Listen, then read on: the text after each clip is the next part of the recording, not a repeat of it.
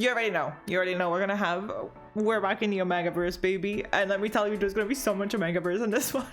I love my emos. If you give me a creepy little emo man, I'm just a girl. This is literally like the little nerd and the bad bitch he pulled by being obsessed with Roth. So this is white on white crime. You can excuse racism?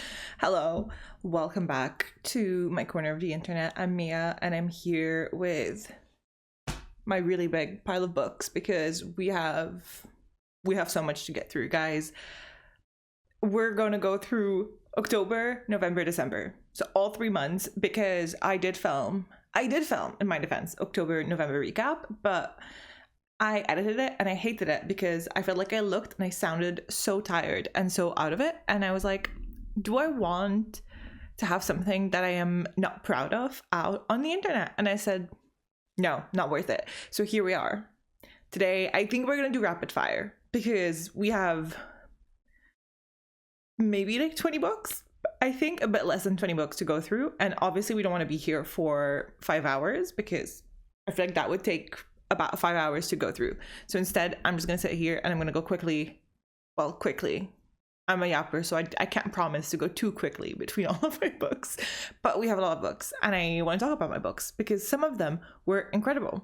So I'm just going to jump right in. I'm going to skip the whole yapping at the beginning. I'm going to pray that my neighbors don't show up because last time when I was filming, there's a good 5-minute segment of footage of me just sitting there like, because they decided to just stand there in front of my door instead of, I don't know, do something. And you can't hear, like, through the walls, you can't really hear from like apartment to apartment, but if you're outside in the hall, you can hear everything. And I think they could hear me. So I just shut up and I just stood there. And then they took about 50 hours to leave. And it's a new neighbor, so I can't have them like think I'm insane on day one. I have never met them yet. Oh, I say that and I hear noises. All my glasses are dirty. Let's get to it. We're gonna begin in October, which, like I said, you guys haven't heard anything from me since October. I was part of a readathon for the month of October. It's called the Scareathon. It was hosted by Camilla Reeds over on Instagram. I highly recommend. I'll try and remember to put her in the caption below, and you can go down, give her a follow. She's fantastic. She hosted it. It was a fundraiser for Palestine, and it was great time. We had a bunch of prompts. We had 9 prompts, and I only did 6 because 9 books a month, kind of hard for me. I'm not built like that. I wish I was, but I usually am more like 4 to 6 books a month. So I did 6 of my 9 prompts. So my first prompt was One Dark Window by Rachel Gillig. Gillig? Either or, close enough. This was my prompt was a debut book. So this was her debut, I believe. I'm pretty sure. Overall, it was kind of mid. I'm not gonna lie. Like I said, I'm gonna be quick through these, so I'm not gonna talk too deeply into the plot and like spoilers and stuff. Most of these books, I'm gonna have like reviews, either smaller or longer, on my Instagram if you're interested in like delving into the, you know, the whole core of it. But I don't think I have one for One Dark Window. Or I did. I feel like I've spoken about it on there. I don't think I have a full review though, but if you're really interested, let me know. I could always do one.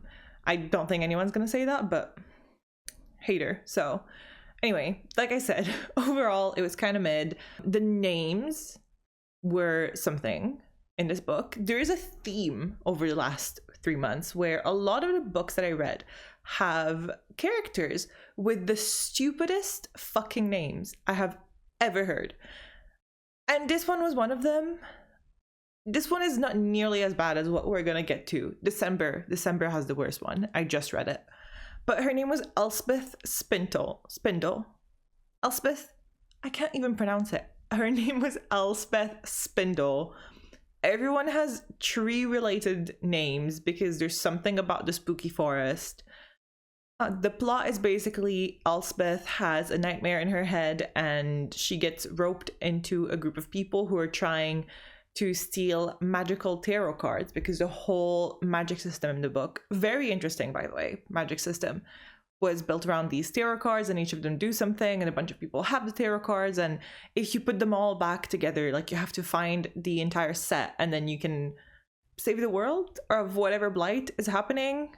There's also a lot of blights. There's gonna be a theme for the last month. All of them have blights, and Dragon Age. We'll come back to that, but there's a creepy forest, there's a lot of mist, there's the nightmare in her head.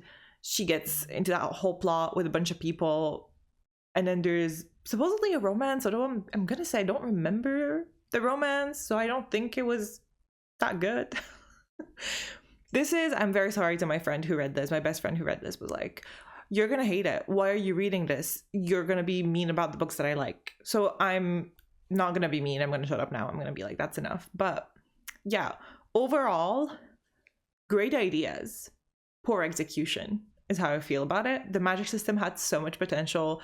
The plot had so much potential. Everything had potential, and then it kind of fell flat.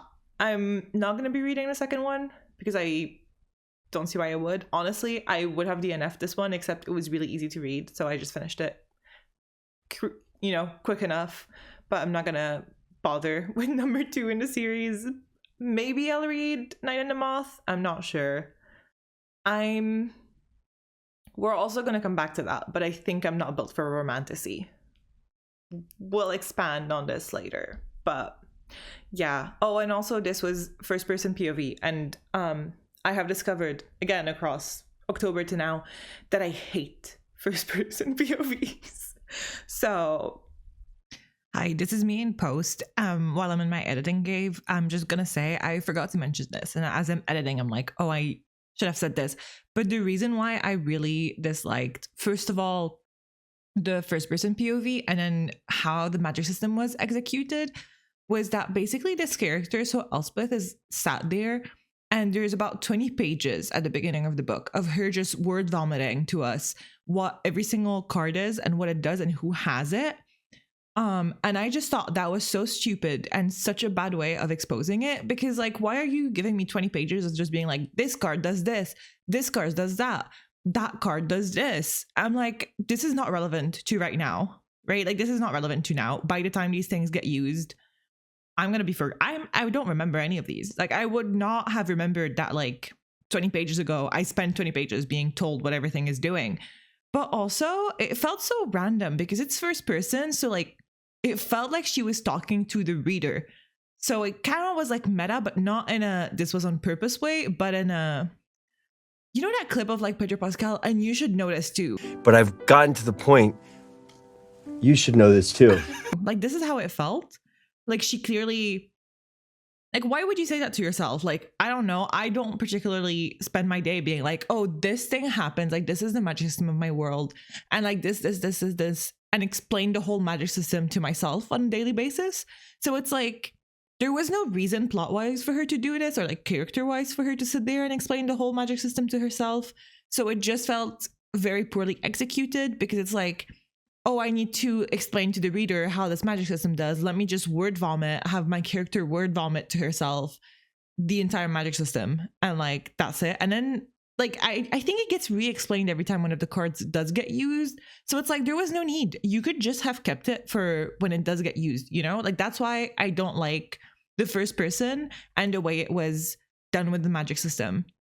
Because I think also first person, I want to say it's a lot more for fantasy than for like contemporary. I feel like in contemporary it's easier to get a lot, like you can use a first person and kind of get away with that, but I feel like in fantasy it's a lot harder, because then you have to find a way to get the exposition and the world building and the magic building and all of that without making it sound like this, like it's a, you know, speaking to myself on repeat.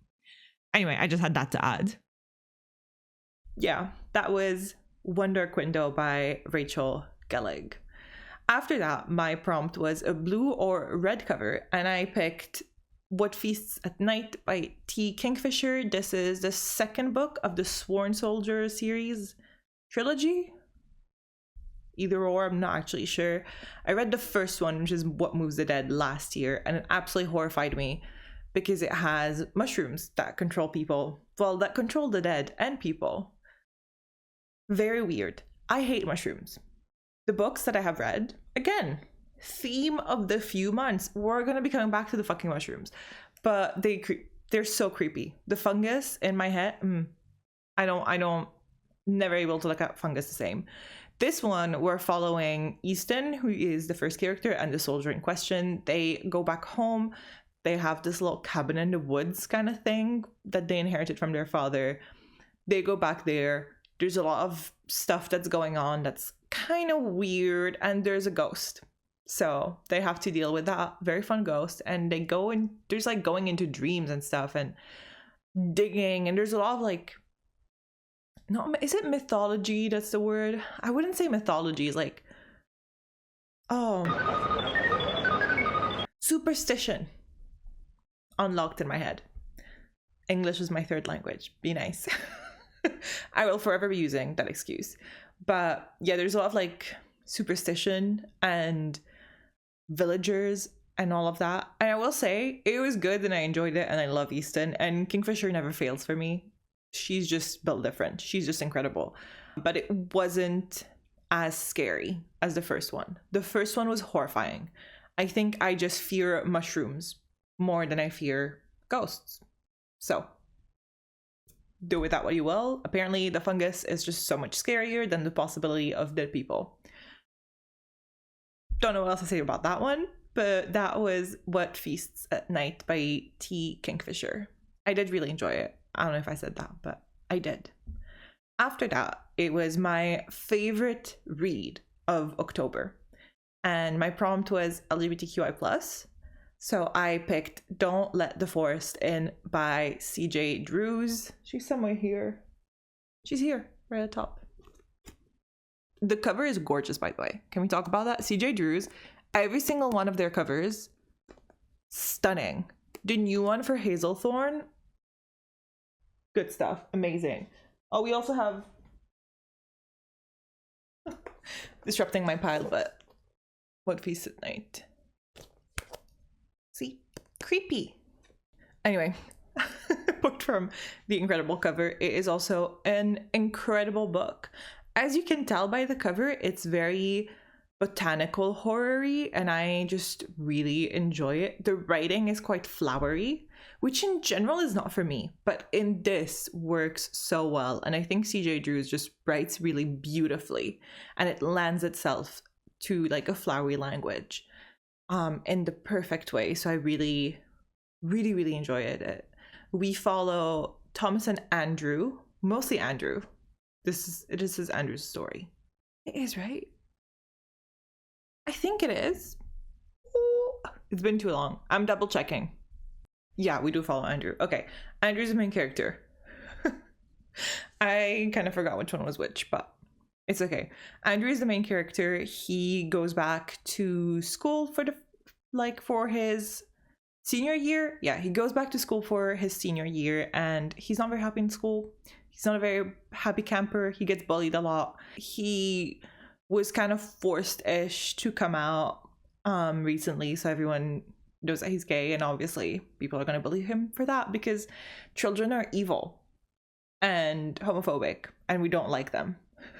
I don't like kids, especially teenagers. They're scary to me. But yeah, so he's in that school. He's going back for his senior year. His twin sister Dove is acting really weirdly. He doesn't know how to feel about it. Like, she's very distant, even though they're usually two peas in a pod, but now she's not really talking to him, which is very weird.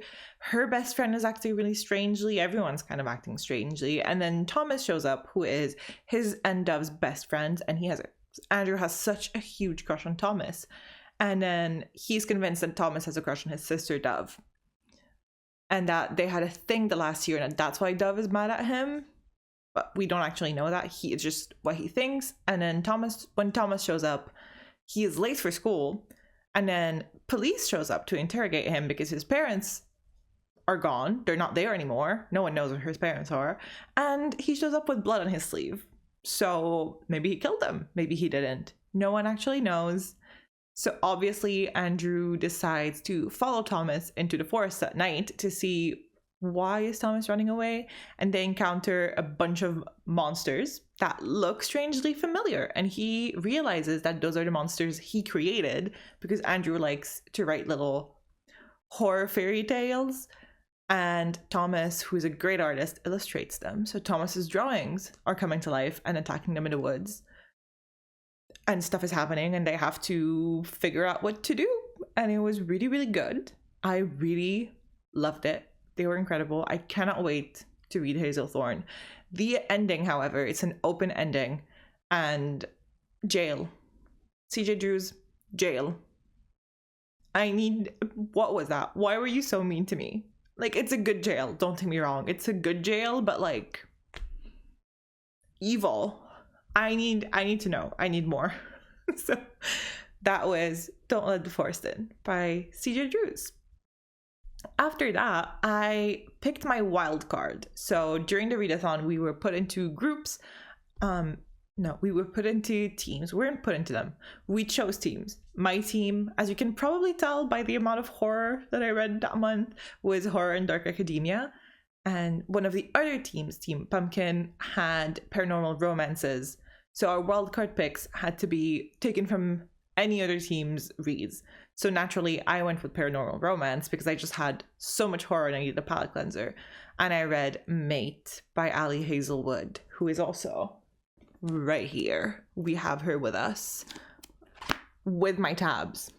So in Mate, it kind of picks up after Bride. So this is not technically a series because you can read them as standalones. I think they're marketed as standalones. However, I would read Bride first because, first of all, Bride is so good. Bride is my favorite Ali Hazelwood book, and I stand by that. She's released some bangers this year, but Bride is still my favorite. I just like my vampires. So what can I say to that?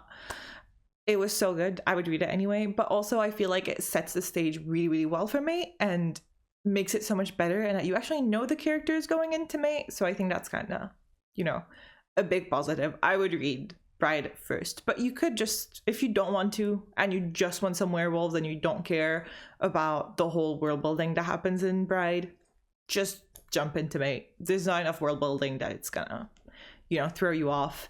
But in this one, we follow Cohen and I almost called her Serena from like Skyrim, but no, Serena.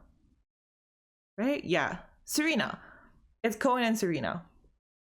But Serena is the girl from Mate, the best friend of Misery from Mate. She's her best friend. So we know her from the first book, and Cohen is whatever the guy from Bride's name, his best friend / mentor. No idea what his name was. I did love him. No idea what his name was.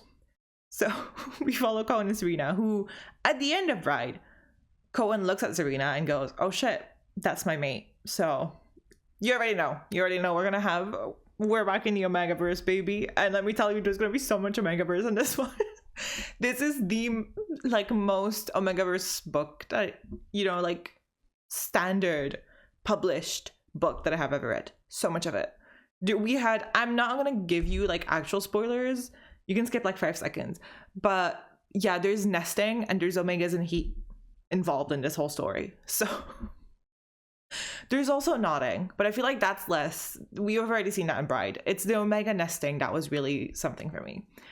Anyway, going back to the story, we follow them. Serena is a hybrid between a werewolf and a human, which is a whole political thing, apparently, because they didn't think werewolves could breed with humans the same way that vampires cannot breed with humans because they're different species, right? But turns out they can.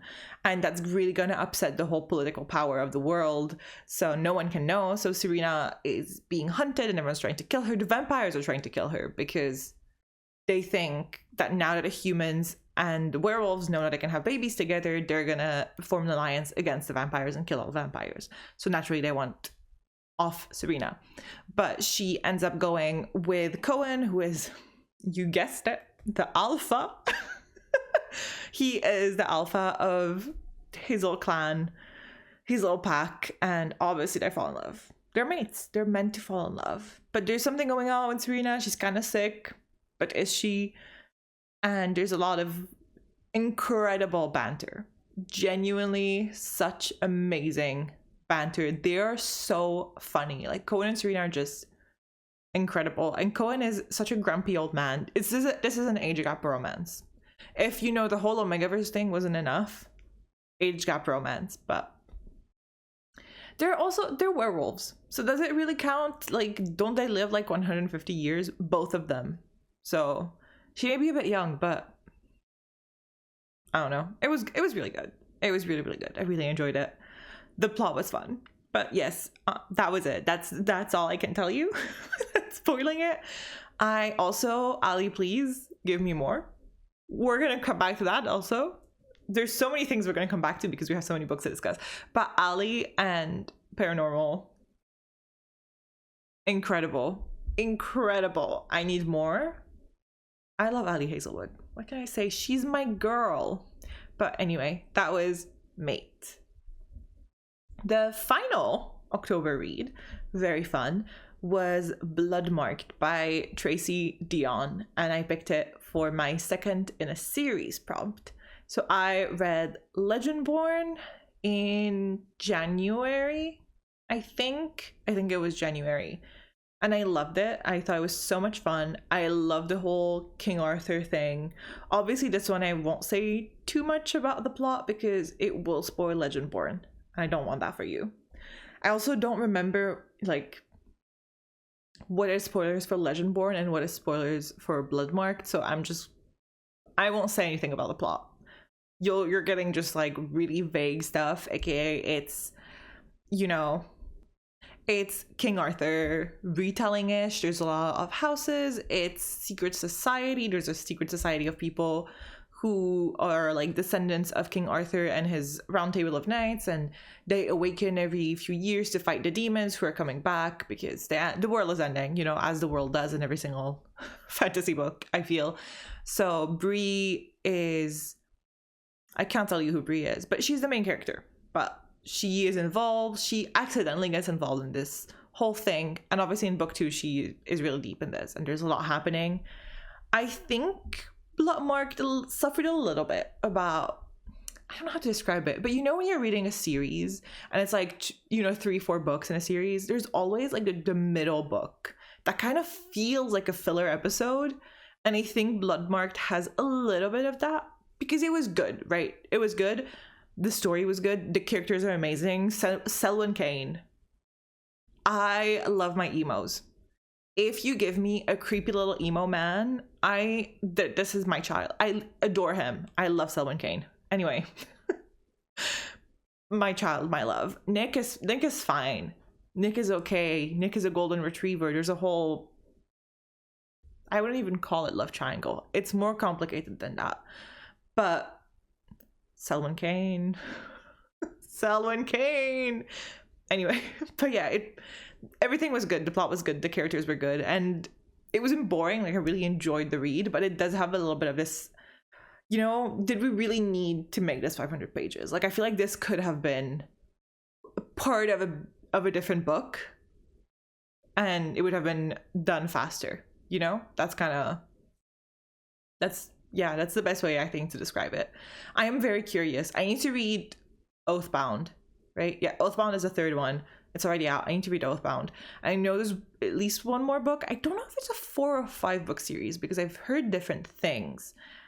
But I am very curious as to how this is going to be 4 or 5 books because I feel like we could end this in Oathbound, but I know we're not gonna. So don't know how that's going to be, but I'm excited for it and it's really good, so I'm not going to complain.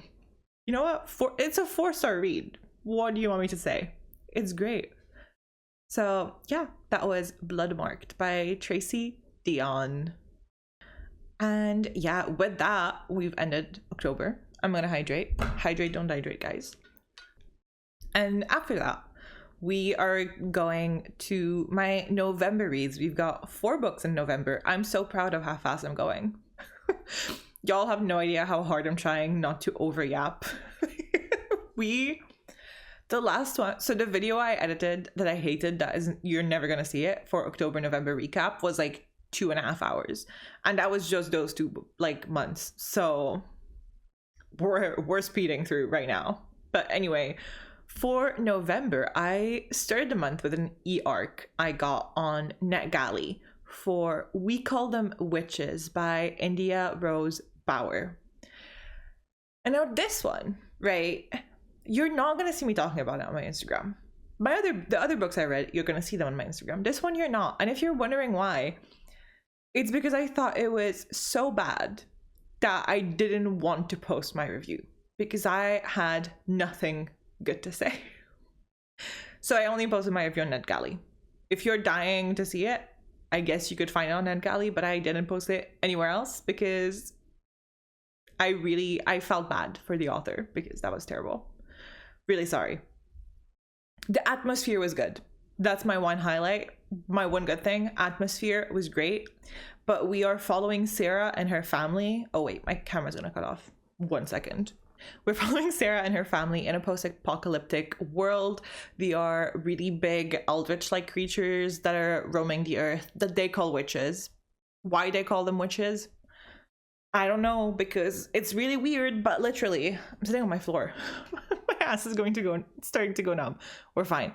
But so Sarah's ma is kind of a witch, and she uses like witch techniques and witch beliefs and like that kind of stuff and pagan rituals to protect her family from said witches. So I don't really understand why they're the witches and not, Sarah's family. I really it's never explained why they decide to call them witches. I would just call them monsters. I guess it just sounds better to call them witches, but that's really just random and weird, and I don't get it. A lot of these books with me just going, I don't get it. I don't understand. But yeah, Sarah and family are survivors, are trying to figure out the life. She has pretty young siblings. She has one older sibling that is married and non-binary. This is important to one of my critiques, so we're gonna come back to that. But there's that. They're in a random house. They find a girl in the middle of nowhere. She should be dead, but she's not. And they decide, you know what, we're just gonna adopt her. She's not part of the family. Not really. Sarah's the only one who's like, we can just adopt her. Everyone else has some sort of, survival instinct from being in a world surrounded by eldritch creatures. And they go, that's not normal. There's no way she's just there for no reason. And her name is Parsley.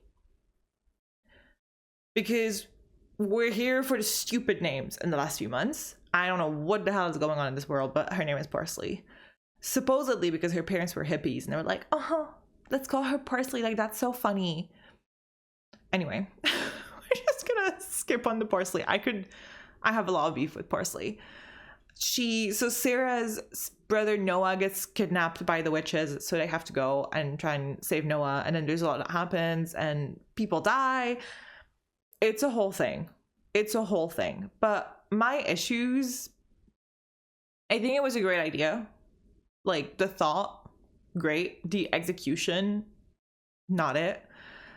Atmosphere was okay, but the writing was really weird. The writing, I don't know if this is meant to be young adult or adult. I think this is meant to be adult. But the reading, like when you read the character, it reads very YA. And then there are some parts that are just very sexual for no reason, because there is no like smut or anything in this book, right? And I'm usually so fine with that. Like, I don't mind a book with no smut. I'm so chill with no, I don't need it. But it felt so weird to have these random little pockets of very like deeply sexual things being said when it did not fit with the rest of the book. Like, it read so YA, and then suddenly she's like putting her hands between her legs, and you're like, what are we doing? What do you mean? What is happening here? Why are we doing this right now? What is wrong with you? So yeah, that was very jarring. That was not for me. I did not understand why that was happening. Made no sense to the plot, made no sense to the character, made no sense to how the book was reading. That was just weird little parts. Ma is such a weird character because she is supposedly very dark, but like she loves her children, but she doesn't actually, because she's kind of neglecting all of them, but she's like trying to keep them safe, so it's kind of complicated. But there's not enough of her to be like she's a complex character, It's like, yeah, she's kind of there and she's kind of weird and she does stupid shit, but is it enough to call her a complex character? I don't think so. I don't even know her name. I feel like I should at least know her name to be able to call her a complex character, but I don't. and she does really weird things. Namely, when we go back to Sarah's non-binary sibling, right? I forget what their name is, but you know, they chose a name, to have a new name, because they decided to do that when they transitioned, and they use they them pronouns, right? And they're also Ma's favorite kid in the book. Like, Ma is always like, that's my favorite. Everyone knows that's her favorite, but she keeps on dead naming them and misgendering them throughout the book. And it just felt so random and so unnecessary, because it's your favorite kid, and there's not really, like, it's never said that, oh, Ma's like, I don't know, homophobic or anything. Like, it doesn't make sense why she's dead naming and misgendering them constantly. And I just really, like, I know when, like, you know, when in a book or like in real life anyone is misgendered or dead named, it's very uncomfortable.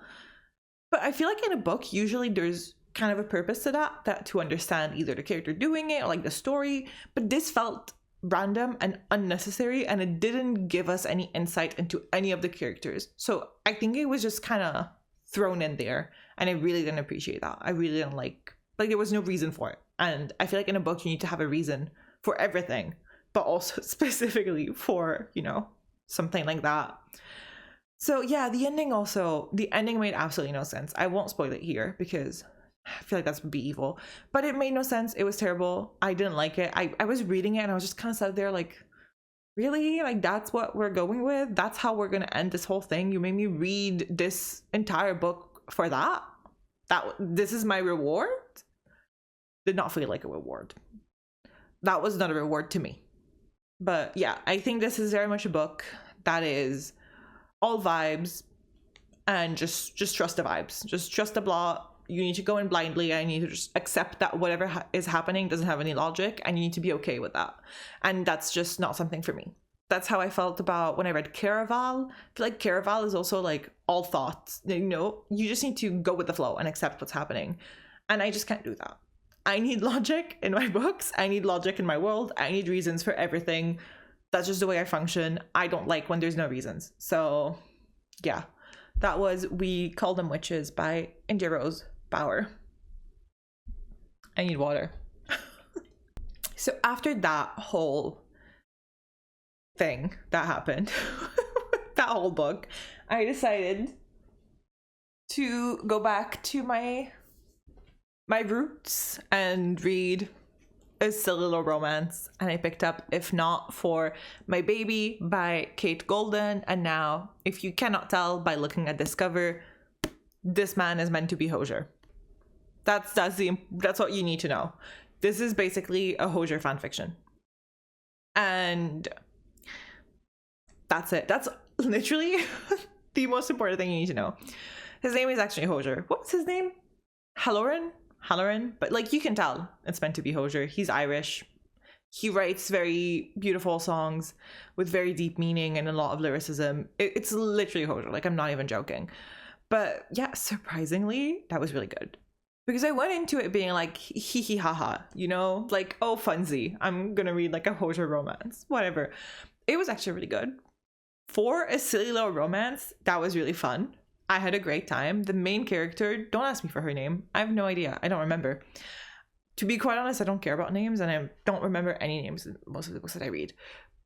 Unless they're bad. If they're bad names, like Parsley, you will be hearing from me. But if it's a normal name, I'm not going to remember. Maybe that's why they all give them really stupid names. It's just for me to remember them. Who knows? But yeah, our girlie is living in a dead-end little job. She dreams of being a singer, but obviously she can't be a singer because she has a really weird caregiving situation with her mom. There's a lot going on in her life. And then her best friend, who is a singer, she was going to do backup vocals on Halloran's tour, but she has to step down because she gets a better opportunity. So she goes, hey bestie, can you please take my place so I can go do this new opportunity, and then you can sing in my spot? And obviously it's a lot of money. So she goes, you know what, sure, I can go have fun for 2 months and then I'll just come back and continue my life like this never happened. I'm not gonna live my dream. And on tour she falls in love with the man, the myth, the legend, Halloran. I almost said Hosier. But yeah, That's it. That's the plot. That's what you need to know. It was really fun. Honestly, very fun. It is very lust at first sight. So do it if you don't like that. This is what it is. It was great. It did drag out a little bit, but that's kind of how I feel about a lot of romances. I feel like when you get to the third act and you know there's going to be whatever the third act is going to throw at you, whether it be a breakup or an issue or miscommunication or whatever, you know there's going to be something going on in the third act. And every time I get there, I'm like, oh, here we go again. So that did happen. That did happen. I don't think it was a breakup. It was more like an issue, a third act issue, but something happened, obviously. And it was fine. It wasn't bad. I really had fun. It was a quick read. It was hee hee ha ha. It was a Hozier fan fiction. So yeah, I did write down, this is an important note.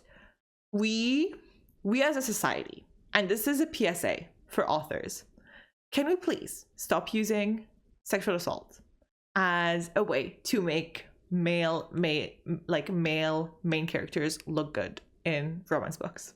I'm begging you, find something else.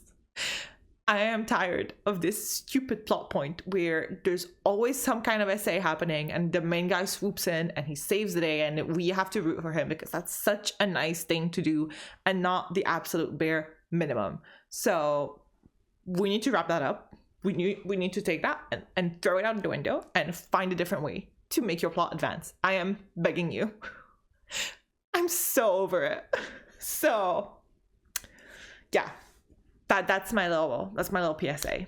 Also, Halloran, his dialogue is written to kind of like, you know, look Irish. Like you can tell that he's speaking with an accent, and I know it's meant to be Hozier, but me being the person that I am, he sounded like Jacksepticeye in my head. So do with that information what you will. This is not very plot relevant or book relevant. This was my personal experience. I don't know if anyone else is going to feel that way, but to me, this was tall Jacksepticeye. So, sorry, Sean. Anyway, that was If Not For My Baby by Kate Golden. After that, I was bored and I was doing a lot of sewing because I did a bunch of projects to send to different people for the holidays. And I was caught up on Critical Role Campaign 4. I no longer am, if you're wondering, but I was at one point and I was bored and I needed something to listen to. And I went on Libby, as one does, and I was like, let me just have a look through my library's audiobooks. They don't usually serve. I'm not gonna lie. They're usually kind of mid. I have read a couple, namely, I think it was Grace. I think that was last year. Horrendous book, but I had so much fun. Anyway, that's not what I read. What I picked up this time was, and I'm gonna expand on why I have the paperback. Oops, don't fall. But I picked up Hell for Hire by Rachel Aaron. This is not what I picked up. I picked up the audiobook, right? Important. I just saw a crow out of my window. But I picked up the audiobook and I read the entire thing in 2 days. 2 sittings, 2 sewing sessions, because it was that good. It is fantastic. And I'm so obsessed with this book now that I had to order the paperback and I got the next one in the series. And there's 2 more. I think it's a 5-book series. The 5th one isn't out yet, but I ordered 1 and 2 because I now need to reread this because all of my highlights are gone because my book arrived too late for me to move my highlights from Libby to here. So I need to reread it. What a problem. Reread an amazing book. And I got a second one. I'm so excited for it. But this was incredible, great Libby discovery.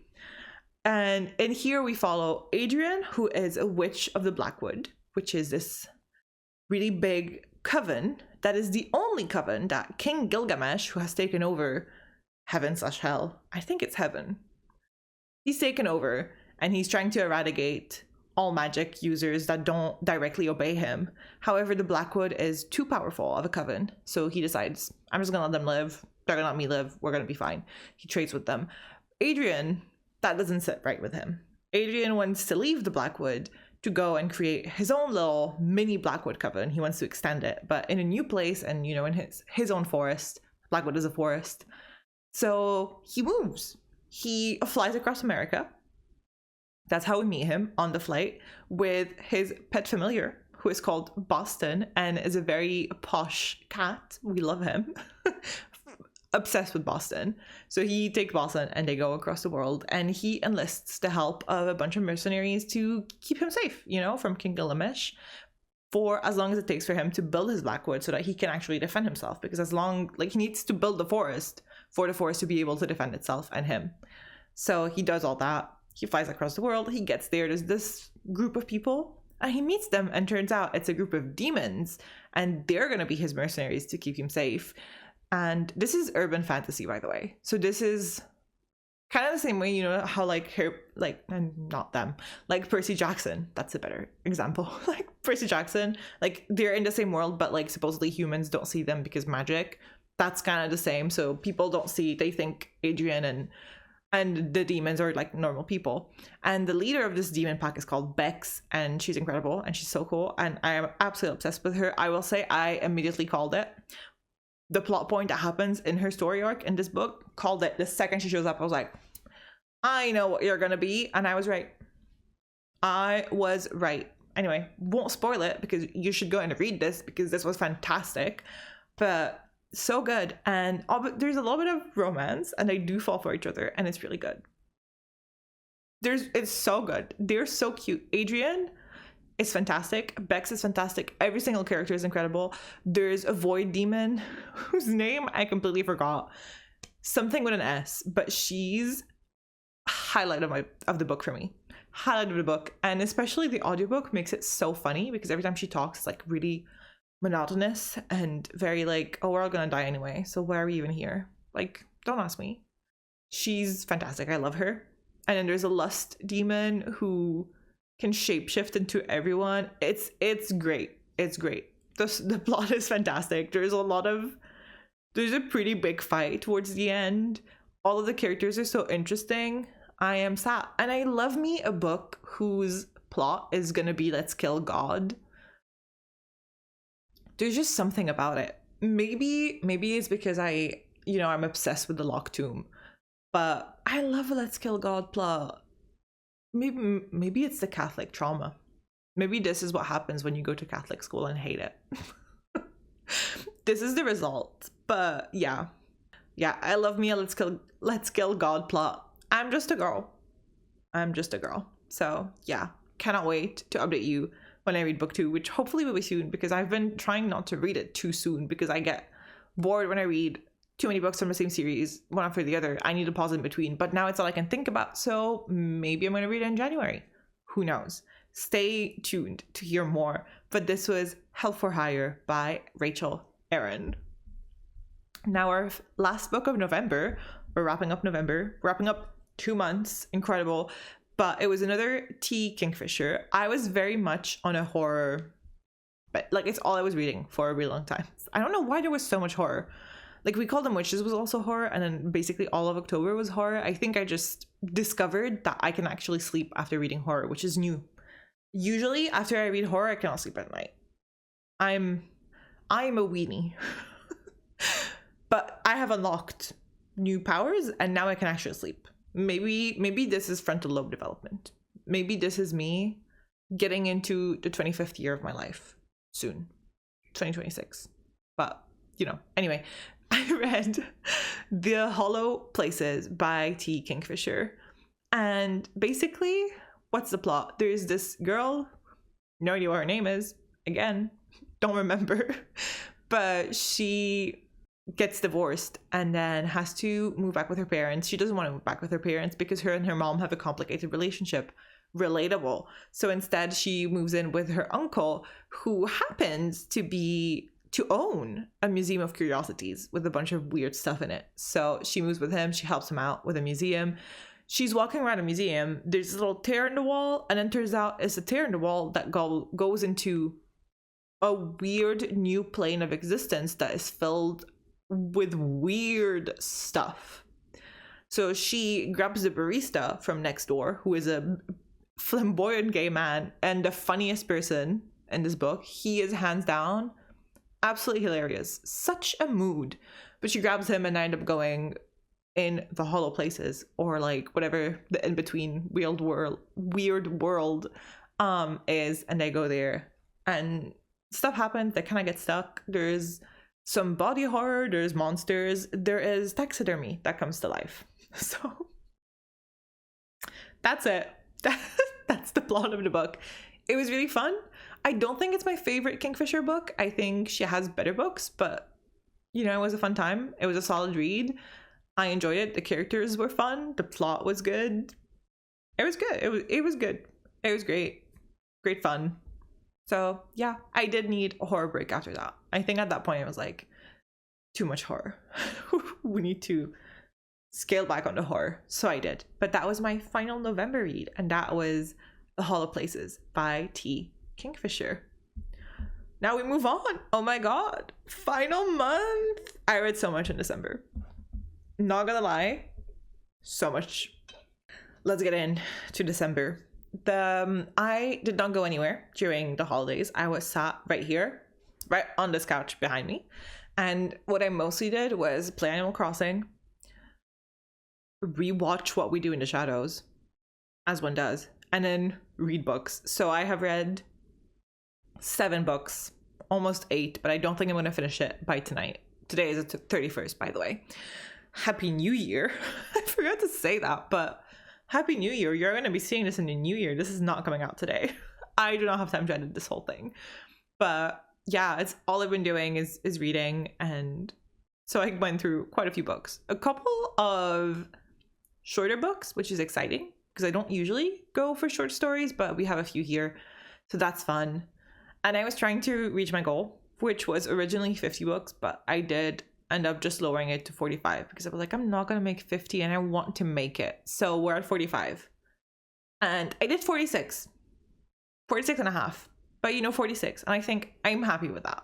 Next year 50, because next year I'm not going to be going through my entire master's degree. So that is a lot more doable. But anyway, the first book I read in December, we are going back to the creepy ass mushrooms that control people, and I read The Blighted Stars by Megan O'Keefe. And so this book was recommended to me on Instagram by one of my mutuals. I think, was it Nightmare Bees? I think it was Nightmare Bees. She recommended this to me. She speaks about it so much on her page, and I was like, okay, that looks really good. I need to read it. And I have this gaping hole in me that can only be filled by Alecto. Alecto the 9th summoning circle. But I needed some sci-fi. I miss me some sci-fi. I know I have not read Nona yet, but I am terrified of reading it because I don't know when Alecto's coming. But I needed sci-fi. I needed something that's going to fill the Locke tomb hole in my heart because I couldn't get myself to reread Harrow because it hasn't even been like 6 months since I read Harrow. So I was like, I need something that's gonna be good. And let me tell you, Blighted Stars, incredible. Very different, but incredible book. Really loved it. Nightmare Bees, bestie, you 10 out of 10. You got this. I keep on full naming her. Like, Nightmare Bees, this is your name. Anyway. She's incredible. She's so much fun. But I'll link her below, by the way. If I didn't say that, I'm gonna link her below. But this was sci-fi.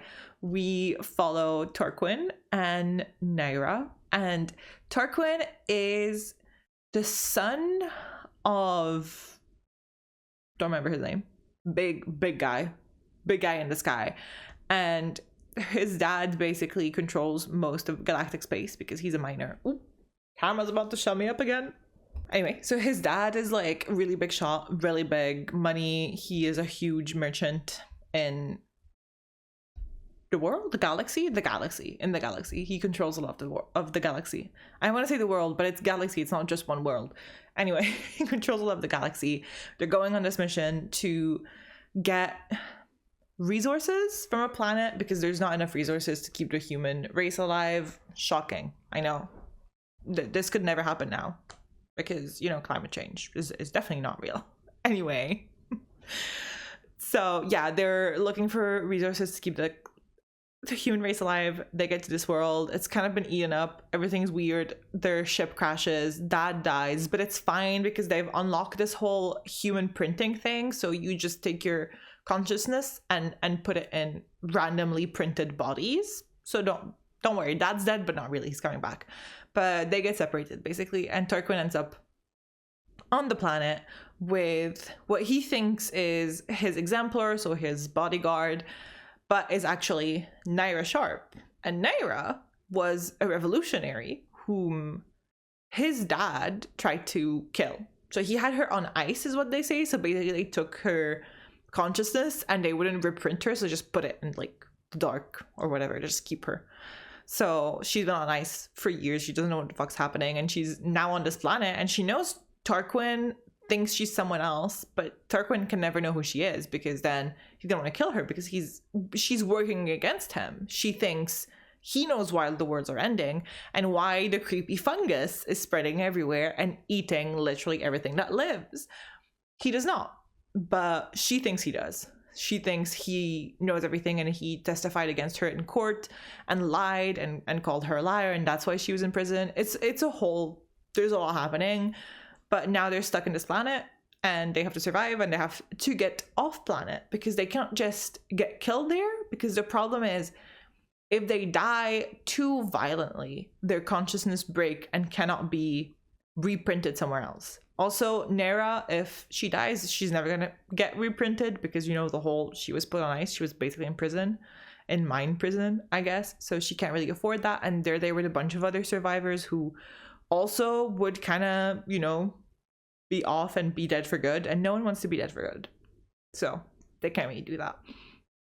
But yeah, it was great.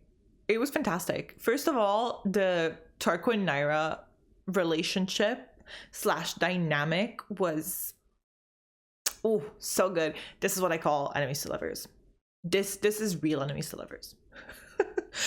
Don't think this is not like a pure romance. There's a lot of sci-fi shit going on, but this is enemies to lovers. They're incredible, and they still fall in love for each other, and they have to be like, oh my god, well actually Tarquin's like, I can't romance her, and I know every time I say I can't romance her, I think about my best friend who makes fun of me for using gamer words for books, but like, I'm a gamer. What do you want from me? I'm a gamer. So he can't romance her because he's like, oh my god, she's my bodyguard. I don't want to use my power, and then she's gonna feel forced, and she feels like she can't say no to me. You know, we love a man who is aware of the weird power dynamics, because they are a little bit weird. So he doesn't want to do anything because he's like, oh, I don't want to come on too strong. But they're flirting. Their flirting is so good. Their banter is so good. And Naira is obviously in the body of someone else, and he thinks she's a different person. So she's like, oh my god, I'm falling for this stupid idiot who's obsessed with rocks because he's a geologist. He's just a little nerd. He's great. This is literally like the little nerd and the bad bitch he pulled by being obsessed with rocks. Like, this is how I would put this. But yeah, she is slowly falling for him, but she doesn't want to trick him because technically, like, she's in a different body. He thinks she's someone else. Really weird happening there too. And she is like, yeah, and there is the whole power dynamic, but she doesn't really care about it because she doesn't actually work for him. He only thinks she works for him. So a lot going on. A lot of mushrooms. The mushrooms eat everything. The mushrooms do other stuff that I don't want to say because they're spoilers, but I don't like mushrooms. I don't like mushrooms. They're creepy. I hate fungus. I used to be fine with mushrooms, and then I read these books, and now I am ruined. So yeah. Also, yeah, that's it. That's all I have to say. This was Blighted Stars by Megan O'Keefe. I wrote her name Mean O'Keefe. Mean O'Keefe, yeah. Sorry, bestie. Great books. I cannot wait to read the next one in the series. After this, we're going into my hater era. Are you so ready for me to be a hater? I read Blood Over Bright Haven by L. Wang. And do I have shit to say about this? Oh. So at the beginning of the month, we had a little bit of like a book retreat we have like, my friends and I have like this little book club, and usually we go somewhere, we pick a book, read it together. This time we were like, we're each reading something. I was finishing Blighted Stars. Emma, my friend, was reading Blood Over Brighthaven. She was finishing it, and then my best friend Mira was going through it. I don't remember what she was reading. She was in a slump. She was on her own doing something. So we decided we're just gonna read different books. We're just gonna hang out together. And so we did that. We went to Bath and we spent one night here, and I finished Blighted Stars when we were in Bath, and then we had like an extra night at my place. And I was like, I need you to read Blood Over Brighthaven because I don't like it, and I need someone to be on my side when I post about it. And I'm like, you know what? Sure. It's on my TBR. I had the book. I was like, I'm gonna do it. I read it, and oh my God. I know so many people have been like raving about this book, and Emma was like, this was really weird, and she didn't love it. And I was like, ooh, and she was like, you're gonna hate it. Like, I can't wait. But like, everyone loved it, and I'm like, this is really weird. Like, anyway, first chapter, great, loved it, very interesting. First chapter, beautiful. Everything else, questionable. At best, questionable is like a really nice way to put it. It was so boring. Oh, I forgot to say this. At some point in this entire mishmash, this is such a random tangent, I'm sorry. During those 3 months at some point, I think right before December, I picked up Ravenscaller. And I read about 20% of it, and I thought that was the most boring book I have ever read in my life, and I DNF'd it, and I am not sorry. I know this is like one of the books of the year, supposedly Waterstone's books of the year. How did anyone finish that book? So boring. It was another case of the prelude was so good, and everything that came after that, terrible. Anyway, that was Ravenscaller. That was unrelated. Coming back to Blood Over Brighthaven. That was a weird tangent, but Blood Over Brighthaven. So yeah, it was boring.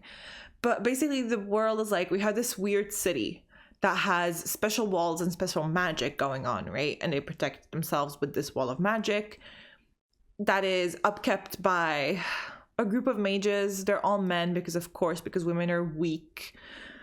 Like, there's a whole patriarchy arc going on.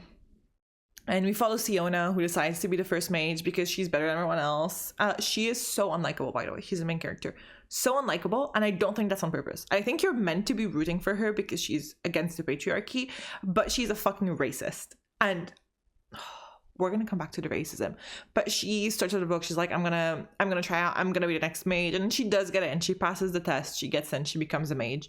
And she starts doing her research, and when she's there doing research, everyone's making fun of her, they're bullying her because she's a woman. And then they were like, oh, you know what would be funny? Let's make her research assistant be this janitor that is Quen, which is the people that live outside of the walls that are basically slaves. Because once they get in, everyone's like, they're terrible people. They're savages. So we're just going to enslave them. So she ends up having to work with Tomil. And he is, basically a slave.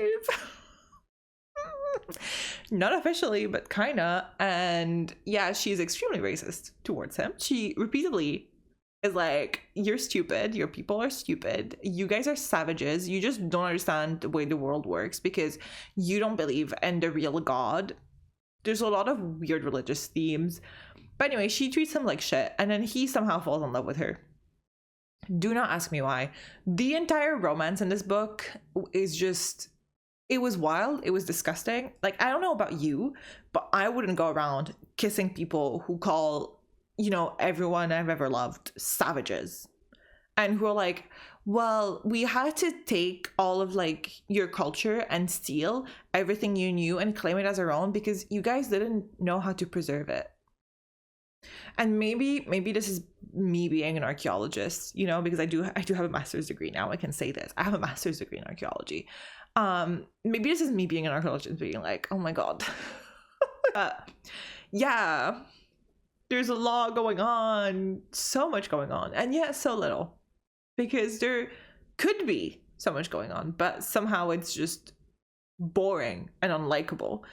And anyway, there's a whole thing going on. Seona's trying to change the world, and they find out that the way they power the dome of protection is by, you know, murdering people and stealing their life forces. It's called the Blight, which again, all roads lead back to Dragon Age.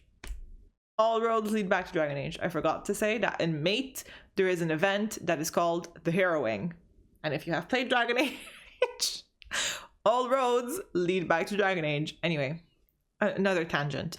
But Tamil, yeah, I don't know how he gives it a chance. Oh my god, it was such a hard read, because I'm just sat there being like, she's so unlikable and she's so racist and she's so annoying, and yet he's falling in love with her and we're supposed to be rooting for her because she's anti-patriarchy.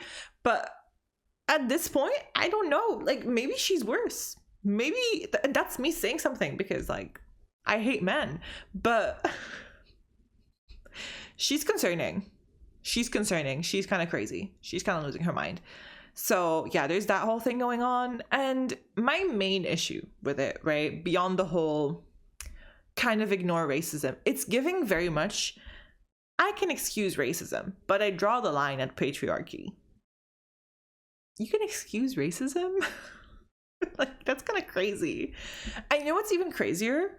It's like the ending, the entire book really is very white savior, because it's like she's the only one who can save the world, and she's this white girl who, like, she's the hero, and she ends up changing the world, and she like puts her mark on time and everything. And it's very like, it's her, like, it's considered her accomplishment. Everything she creates is in her name. You know, it's just her accomplishments. Tomina's on the sidelines for this entire thing. So it feels very white savior. But there's not even people of color, because the people that they like enslave and everything, they're not even like dark skinned. They just have a different hair color. So this is white on white crime, which I don't know. This was insane. There's so much going on. But yeah, the white saviorism really made me uncomfortable. The racism was just insane and glossed over. So yeah, there was all that. I think why I really didn't enjoy it, and why it's getting so much praise while I didn't really enjoy it, is it really feels like a fantasy that it was written with darker themes for people who don't read fantasy with dark themes, you know? It feels like a beginner darker fantasy. It really over-explains every single one of the themes. It over-explains to you why the patriarchy is bad. It mansplaining to you, basically. And it's kind of sad there, and it's like, oh yeah, patriarchy is bad, and this is why. And oh yeah, maybe racism is bad, and this is why. And oh, enslavement. And you know, it really goes into those themes in a way that's like kind of dictionary. And then it goes to explain like how they fix it or whatever. It's all like its own problem. But that's how it felt like. Like, it really felt like this was aimed to people who either don't read fantasy or don't read darker fantasy with like more meat to them, and only kind of read romantasy. Not that romantasy is just like can't have these themes. I feel like in general, mass marketed like romantasy doesn't cover stuff like that.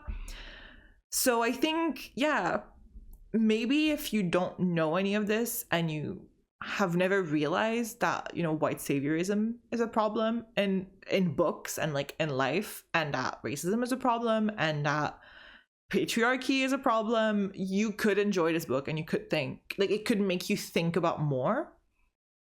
But if you do know all of those things, then this really doesn't like lead you anywhere, because you end just being like, well, duh. You know? So yeah, that was strange. I really don't like it. I would not recommend reading it. I am curious to read sort of Kaigen, because I heard it's very different, but a few people on Instagram were like, just as bad. So interesting to see. I do have a full review for Blood Over Brighthaven if you want to read it, where like I'll be a bit more coherent and not randomly going into Dragon Age. So if you want to read it, it's on my Instagram. So yeah. But that was Blood Over Brighthaven by Emma Wang. And after that, I needed something short, something palate cleanser, something that wasn't going to make me really mad and really annoyed at humanity. So I read The 6 Deaths of a Saint by Alix E. Harrow. And honestly really fun. I don't have too much to say about this one because it's like maybe 30 pages. It's like a really short story, but you follow this character who's kind of stuck in a time loop and that sees a saint every time, and you know, lives of a saint. I don't want to say too much because I don't want to spoil it, but it's like a time loopy thing. I really enjoyed it. I believe Alix E. Harrow did write it as like a long form. I think. I'm not actually sure. I don't know that I would read that because I feel like it was really good in the short format that it was. I don't know if I would enjoy it in the longer format. Is The Everlasting? Is that the one? Wait. It is. Okay, so it's basically The Everlasting. It's like, well, the OG of Everlasting. It's the story that has become everlasting. So yeah. Oh, now I'm less excited to read The Everlasting. Oops. I will read it, I think, because everyone's been talking about it and I'm curious and nosy and I want to know. But yeah, it's basically that, but in shorter. But I really enjoyed it. I liked that it was short, which is why I'm saying I don't know if I like Everlasting, because I feel like it was just the correct amount of repetition that it wasn't boring, you know? So really fun. I love me a good little time loop. That's always fun. So this was The Six Deaths of the Saint by Alix E. Harrow. After that, another shorter book. I think this was 100-ish pages, and it was When Among Crows by Veronica Roth. Now, a little tidbit, never read a Veronica Roth book. I know she wrote like Divergent, never read them. Never watched the movies, never read them. I was not really in that world when that was happening. I was very deeply with Percy Jackson, and that was basically my only books of that era. So I had never read her books, but I really loved When Among Crows. We follow Demeter and Ayla, and they end up working together, even though, you know, circumstances are kind of strange, to go and meet Baba Yaga to get a cure for the curse that is put on Ayla. She's cursed, and they're trying to cure her. And they're like, oh, Baba Yaga is the only one who's gonna know how to cure her, so let's go. So they go through that, and it's very found family, which if there's one thing about me, is I love found family. That's my favorite trope. Like, romances, good. Found family, beautiful. So I was very excited that it was found family, and it's kind of Eastern European. I had to be like Eastern European mythology, superstitions, kind of, you know, Baba Yaga and like the creatures from there, which is really fun because I feel like I never really read like Western European, so I really enjoyed it. I think it was really fun. The characters were really fun. The plot was great fun. A little bit, you know, you could kind of tell where it was going, but do I mind? Not really. Like, it was good enough that I didn't care. And this is one of the few books where I'm gonna be like, I kind of wished it was longer. I know there's 2 more. I know this is a trilogy, so I'm gonna be continuing it. But yeah, if this had been longer, I would have still eaten it up. That was really good. So that was When Among Crows by Veronica Roth. We're almost there, guys. There's only 3 left.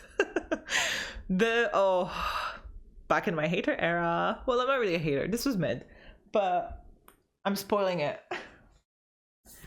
Another fan favorite that didn't really hit, but I read Second Death of Locke by Bovalino, and we had gone like to her event, and she is so sweet, by the way. I met her, and she's fantastic, and she's so nice, and she also loves the Locke tomb. We love a fellow. Do we have a name? I don't know. Someone who's suffering with us. So yeah, love her. So much love. You were so fun and so nice to meet, if you ever see this.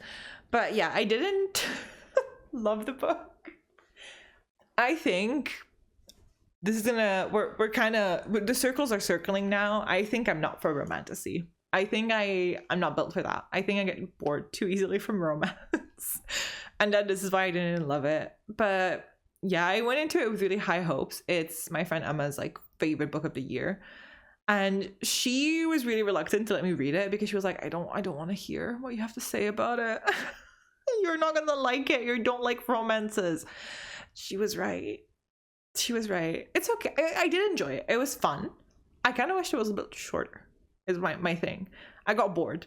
But it was good, but I got bored. So, but yeah, I think if you do enjoy a romantasy, you're gonna love it. It's a great romantasy. There's so much yearning. We follow Grey and her mage Kier. So she is a well, which is basically the way the magic works in this world is that you have one person that is a well of magic and the other kind of takes magic from them and turns it into something. So she's a lady knight. We love her. She's great. But they are working in, there's a ward, they work in the ward, or soldiers, because I think you have to be a soldier if you're a mage, something like that. So they're sent on this mission after being mages where they have to protect a girl that they know is not who she says she is. I won't expand on that one. You're gonna have to read it. So they're kind of sent on this thing and they're very clearly in love, but neither of them wants to admit it, which is something for me. I was like you've been best friends for most of your life. Like they're like in their late 20s and they've known each other since they're like 7 and they've been in love since they're like 7 and they never said anything, but then suddenly now they're actually saying stuff. So I don't know what, like it felt like, I don't know, it was kind of random that now is the moment. Like now is the moment that they're saying these things to each other just because we're in the book now, you know? I felt like that it was missing a little bit of like a, you know, inciting incident, kinda. The plot was fine. The plot is okay. It was nothing to write home about, but it was fun. This book is mostly for the romance. If you're reading this, you're reading this for the romance and for the yearning and for the like light touches where they're like, oh, you know, that you will get a lot of. And it's pretty good. There's like some found family vibes. We love it. There's a horse called Pigeon who does not get enough screen time. Justice for Pigeon. That's my main critic of this book, is Justice for Pigeon. But yeah, I personally didn't love Kier. He's just a little bit bland. He is the definition of like devoted, you know, like he is obsessed with Grey. He loves her. He will do anything for her. He will fall on his sword, which I love. I love a man who's obsessed. We love yearning. However, he had no other personality. And that to me was like, I kind of need you to have a personality. But I know not everyone does. So that's just me. But yeah, I think, like I said, I'm not made for romantasy. Like it was good. It was really good. I'm just not built for romantasy and I get bored from romantasy. Oh my god, my camera's dying. No, I have 2 books left. Should I just try? We're gonna just try until she completely dies. But yeah, that was The Second Death of Locke by Bovalino. After that, oh no. Okay, we're gonna try and get through as much as I can. Compass Rose, Anna Burke. So this thing I read, don't ask me about the plot. There's something going on. The main girl is called Compass Rose. Stupidest name I've ever heard. No, that's not true. Because there's a character in this that's called Anemone Dive. And that's the stupidest name I've ever heard. But Compass, as you can tell, probably her name is a navigator. There's a whole Navy thing. I thought this was sci-fi. It says it's sci-fi, but they're really in like submarines, which I fucking hate submarines. I hate submarines. Those things are cursed. Anyway, you're in submarines, the water levels have risen. There's a lot happening. That's kind of weird. She works for the military, but the military is like, I'm going to send you on this mission where you have to work with some mercenaries and just help them. The plot was insane. The plot did not make sense. None of the plot makes sense, but we were just going with it. There's a lot of like, I don't know, bombs and ships and mercenaries, and there's pirates, which usually I would be so for the pirates, but it was just weird. The plot was weird. But anyway, it's very sapphic. We do love that. That was a very big plus. This is kind of why I picked it up. And some found family. Love found family. Anyway, she kind of falls in love with Miranda, who is the mercenary that she's going to work with, but turns out Miranda is not. Like, she didn't know the whole Miranda kind of thing. Their relationship was kind of weird. I didn't love it because I just couldn't root for Miranda because I didn't like her, quite honestly. Miranda's first mate, Orca, is also in the equation. And low-key, I was rooting for Orca. I think Orca was so much more interesting and would have been so much nicer to get to. But yeah, Compass and Miranda were not my ship. The chemistry was kind of weird. The plot was kind of strange. There was a lot of like I said, submarines and like going through the Gulf of Mexico, I was telling my friend, I'm like, they're going through this thing that Trump had to like try to rename, and I don't remember what it was, but he tried to rename it into something of America, but it was Mexico. And she's like, oh yeah, the Gulf. I'm like, yes, that one. So there's like going through the Gulf, there's Krakens, there is like some bombs, and then there's a whole plot with like pirates attacking, and then it turns out Miranda is like this person, and it was okay. It wasn't great. I don't know if I'd recommend it. Like, if you want to read it. The sapphic was fun, but it was kind of mid. And then the final book, we're going so quickly, this one's gonna be short, is Hot for Slayer by Ali Hazelwood, which is like her novella kind of miniseries. It's a vampire and falls in love with a vampire slayer that's been hunting her for like millennia. And Ali, please, Ali, I'm begging you, write so much more vampire stuff. So good. I had so much fun with it. It was short, it was sweet, it was like, I don't know, maybe 100 pages, just enough plot for the romance. He had a personality, she had a personality. They were so much fun. The banter was good. So at the beginning of the story, basically he saves her from dying, from getting killed by a different vampire, and hits his head and forgets who he is, aka a slayer that's been after her for millennia. And so that she kind of helps him because she's kind of developed like some form of affection for this man who's been trying to kill her for like 600 years because it's the only constant in her life. So she kind of helps him, and she's like, it's okay. And like, she lies to him. She's like, oh, we're just nemesis. You're an exterminator and I just study insects, and that's why we don't like each other. So there's that whole thing. It's really sweet. Like, it's sweet, it's fun. It is a little bit smutty, not too much smut, honestly. But yeah, that was Hot for Slayer by Ali Hazelwood, and it's the last thing I will probably read in 2025, because I don't think I'm reading Frankenstein right now for the first time. I've never read it before, and it's taking me a while, but I'm enjoying it. So you're probably going to be hearing more in January. I don't know how my camera should record. I don't want to jinx it. Knock on wood. We need to finish this. But anyway, thank you for sitting with me and listening to me talking about all of the books I've read in the last 3 months, October, November, December. I hope it wasn't too long and I don't yap too much. The recording is going to be like an hour and 20 minutes, which is impressive because usually I talk a lot more. But yeah, we had some great books, some fun stuff. We're ending the year, I think, on a bang. I'm very proud of this year. I'm very happy. I'm excited to post this. I'm excited for a lot more book content next year. I have ideas. Okay, we're switching to my phone for like the last... I just need to film an outro. My camera died. So if the camera's weird now, because this is my phone. But yeah, I'm excited for next year. I have so many plans. I have so many ideas. One of my resolutions is to actually work with my ideas and do fun stuff. And I'm no longer doing a master's degree. So I have time, well, until I hopefully find a job. British Museum, hello. But yeah, this has been so fun. Thank you for hanging out with me this year. If you have been here this year, I don't know if anyone watches these, but I'm having fun talking into the void and recording them. And I'm kind of glad I didn't post a video that I wasn't proud of, and then I'm redoing it now. I think this is going to be so much more fun. I'm feeling more energetic this time. So I don't know. I think it was pretty great. Now I'm going to go to the grocery store because there's nothing to eat in my house. We love that for me.